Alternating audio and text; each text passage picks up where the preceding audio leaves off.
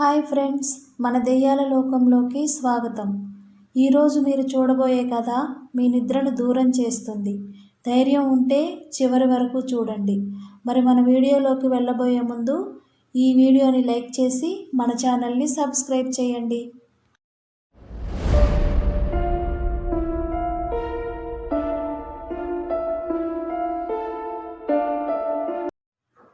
ఆంధ్రప్రదేశ్ కొండల మధ్యలో ఒక పల్లెటూరు, పేరు వెలిగొండపల్లి.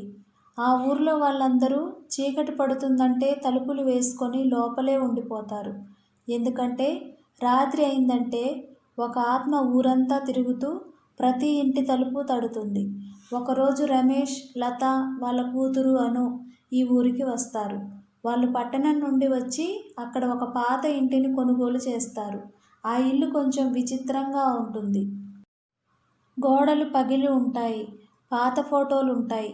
ఇంట్లోకి వెళ్ళగానే చల్లని గాలి తాకుతుంది. లతాకి మొదటి నుంచే ఏదో తేడాగా అనిపిస్తుంది. మొదటి రాత్రి 12 అవుతుంది. అందరూ నిద్రలో ఉన్నప్పుడు లత కళ్ళు తెరుస్తుంది. మళ్ళీ రమేష్ లేచి తలుపు దగ్గరికి వెళ్ళాడు. తలుపు తీయగానే ఎవరూ లేరు. కానీ నేల మీద తడిచిన అడుగుల ముద్రలు. రెండో రోజు మళ్ళీ అదే శబ్దం. ఈసారి కిటికీ దగ్గర ఒక నీడ కనిపిస్తుంది. లత నెమ్మదిగా దగ్గరికి వెళ్ళి చూస్తుంది. ఒక స్త్రీ తల వంచుకొని చెయ్యి తలుపు మీద పెట్టి నిలబడి ఉంటుంది. ఆమె నెమ్మదిగా మాట్లాడుతుంది. తలుపు తీయమ్మా. లత ఒక్కసారిగా వెనక్కి తగ్గుతుంది. మరుసటి రోజు వాళ్ళు పక్కింటి పెద్దాయన దగ్గరికి వెళ్తారు. అతను చెప్పిన కథ వింటే రక్తం గడ్డకట్టేలా ఉంటుంది. కొన్నేళ్ల క్రితం ఆ ఊర్లో ఒక మహిళ ఉండేది. ఆమె భర్త బయటకు వెళ్ళి తిరిగి రాలేదు. గ్రామస్తులు ఆమెపై అనుమానంతో ఆమెను కొట్టి చంపేశారు. చనిపోయే ముందు ఆమె ఒక మాట చెప్పింది, నేను తిరిగి వస్తాను, మీ అందరినీ వదిలిపెట్టను. అప్పటి నుంచి ఆమె ప్రతి రాత్రి 12 గంటలకు ఆమె ఆత్మ వస్తుంది. ఆమె తలుపు తడితే తీయకండి.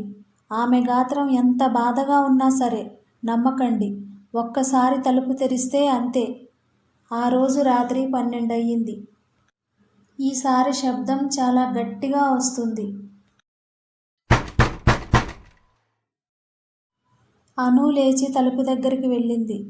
బయట నుంచి, అమ్మా నాకు భయం వేస్తుంది, తలుపు తీయమ్మా అని చిన్నపిల్లలా అంటుంది. అను తలుపు తీయబోతుంది.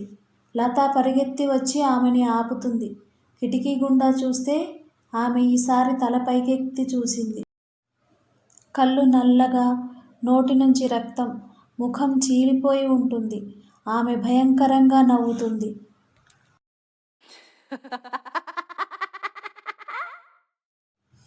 ఈరోజు మీరు తప్పించుకోలేరు.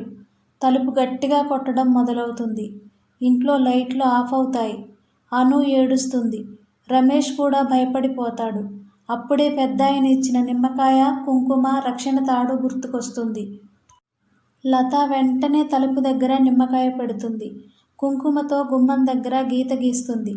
దేవుడి పేరు జపిస్తుంది. అప్పుడే ఆ ఆత్మ గట్టిగా అరుస్తుంది.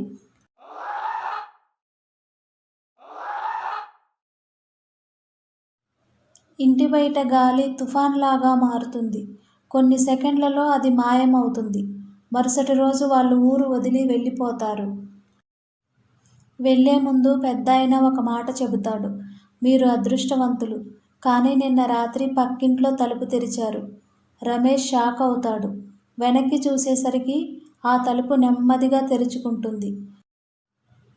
ఆమె ఇంకా ఆ ఊర్లోనే ఉంది. ఈ రాత్రి మీ తలుపు తడితే తెరుస్తారా